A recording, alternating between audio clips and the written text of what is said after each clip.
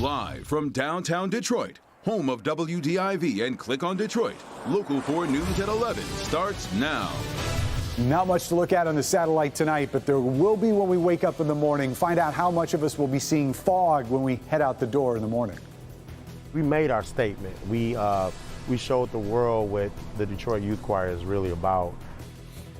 He's led the Detroit Youth Choir to the finals of America's Got Talent. Tonight, the pressure is on.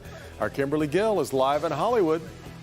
Nearly 24 hours after going on strike, the UAW and General Motors are still without a deal.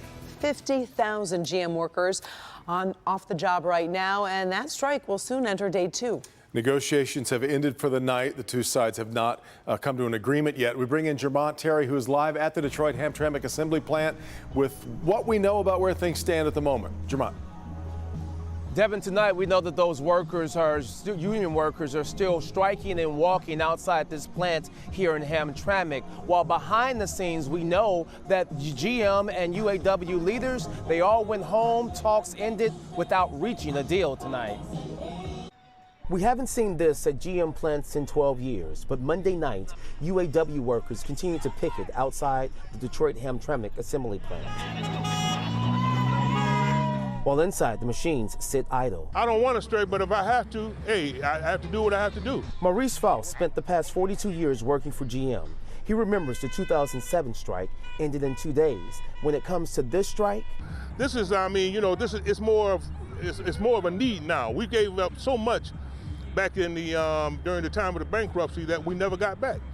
the union wants to increase the cost of living allowance and curb the rise in health care costs. We are the union!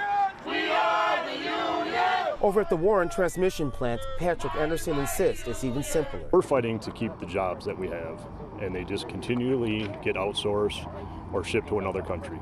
The plant closed this summer, leaving him and others looking for transfers. If this plant was to remain open, I would potentially stay here. But as of now, that's not an option. But GM's manufacturing executive VP did reveal what it was offering. Inside that offer is over $7 billion of investment in plants and new product programs that also impact 5,400 jobs, new or created. Automotive experts believe it's a positive sign the plants aren't completely shut down. GM has their suppliers all working this week building to inventory, so they're not like, batten down the hatches, we're in for a long haul.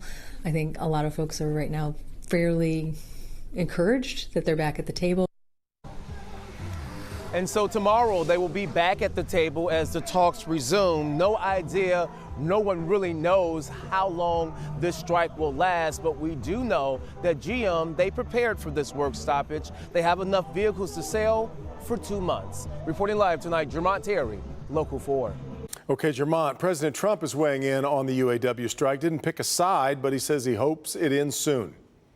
Hopefully they'll be able to work out the GM strike quickly.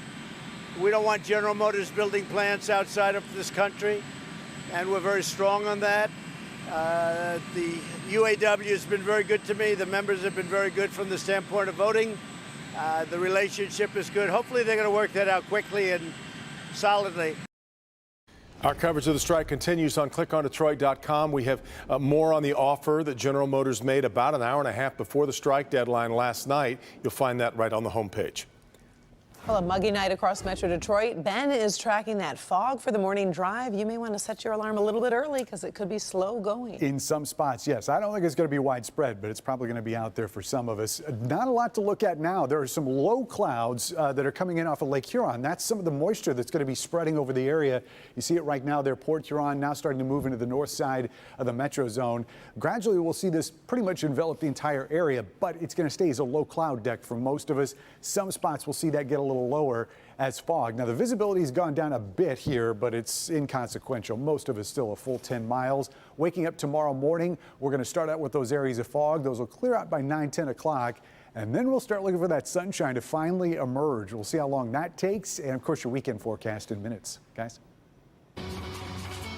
We are now less than 24 hours away from the Detroit Youth Choir performing in the finals of America's Got Talent with $1 million on the line. And of course, our Kimberly Gill has been following the DYC's wild ride to the finals, and she's live again tonight in Hollywood. All comes down to tomorrow night's performance, Kim.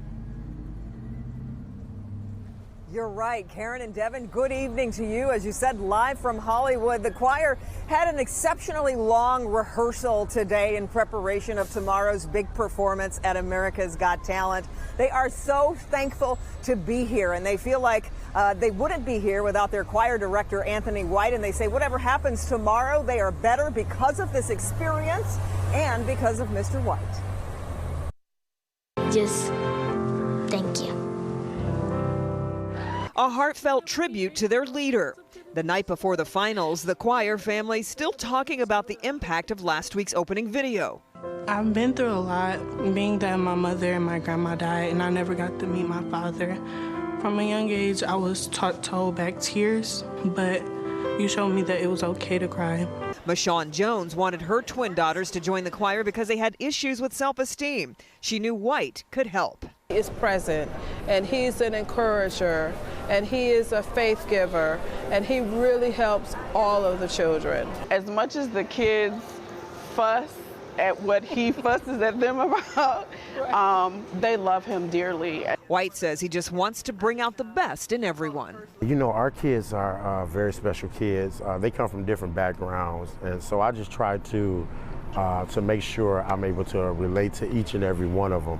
A little bit more pressure because, you know, you don't want to let the city down. Not that you will. Yeah, but. Well, yeah, we do have an added pressure there, but I know that win or lose, our city is going to be behind us. That's right. That was Mr. Anthony White you just heard from, and he is very humble. He's quick to point out that it's not just him. He has other staff members that are a huge help, choreographers, talent coaches, the whole gamut, and he says he couldn't do it without them. He's also very thankful for all of the spirit and support he's received back in Detroit, and he just wants everybody to vote for these kids tomorrow night. Reporting live from Hollywood, Kimberly Gill, Local 4. And KG, you saw the kids as they returned from rehearsal tonight. How'd they seem to you? Devin, they seem like kids. They're very interested. They miss home, so they want to know what's happening in Detroit, any little nugget that I can give them.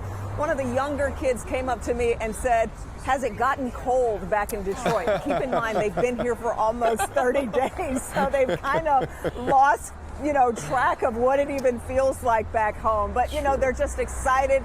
I think they're ready to get tomorrow behind them. They feel really optimistic and positive about tomorrow, and we'll be cheering them on. We sure will. Entire city will be, that's for sure. Great stuff, Kim. Okay, we'll talk to you again tomorrow, of course. And ahead of tomorrow night's big performance, Detroit is going purple for the DYC. Tonight, the Blue Cross Blue Shield building and TCF Center all lit up with the choir's signature colors. Starting tomorrow, the Spirit of Detroit statue is going to be dressed in a purple sweater vest and a bow tie to honor the group ahead of their performance in the finals. And in support of the DYC, we want everyone in town to wear purple tomorrow. Join Local 4 as we celebrate the choir's run to the finals by putting on some purple. And of course, come tomorrow night, the DYC is going to need your help. Voting opens right at 8 o'clock, and it goes until Wednesday night. We have posted a guide on all the ways you can vote on clickondetroit.com. Yeah, going to be a big, big night.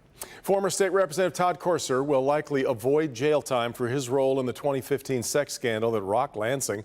The Republican lawmaker was sentenced to 12 months of probation in connection with the charges filed over that bizarre plot to hide his extramarital affair with former Representative Cindy Gamrat.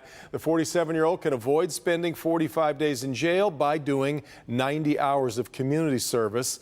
But the scandal, of course, led to Corser resigning from the State House. In East Point, 2 women are facing animal cruelty charges after a dog was found badly injured and extremely malnourished. Animal Control found the dog earlier this month with a spinal injury. The dog is now named Saint and was treated by the Detroit Pit Rescue Group, where he continues to heal. But the 2 women in question have turned themselves in, and they're now being held on $10,000 bond. For a second straight day, all schools are closed in the Melvindale Northern Allen Park District. This is due to a threat investigation, but police say that threat is non-specific. Still ahead is a troubling trend here in Michigan. What's sending more children to the emergency room than ever before? Coming up. A local community has seen a spike in car thefts, the warning they're now sending after police discover a stolen car intentionally set on fire. Steve. I'm going to try to hit it at that oak tree and draw it. 20 years ago, Bob Kraus almost made it to the PGA Tour. Reality squashed that dream, but didn't kill it, and he may just get another chance. Chasing a dream is easy. Catching the dream is where the work comes in. Without bending your knees, cross your hands over and try to go down and touch your toes. Oh, this is bad. Now Bob has got a team with his head coach, former Red Wing Mickey Redmond. Chasing a dream. The journey starts. Coming up. And we never had a choir win the show. This is bigger than AGT. Maybe a chance of winning this.